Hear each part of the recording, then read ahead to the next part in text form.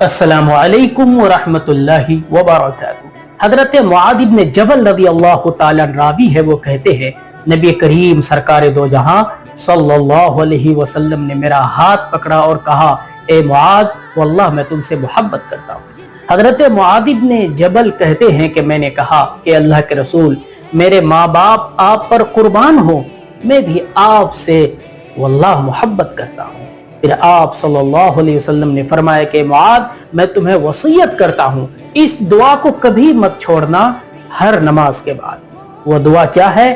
آپ نے فرمایا کہو رب اعنی علی ذکرک و شکرک و حسن عبادتک، تیرے ذکر، تیرے شکر اور تیرے حسن عبادت پر یا اللہ ہماری مدد فرما۔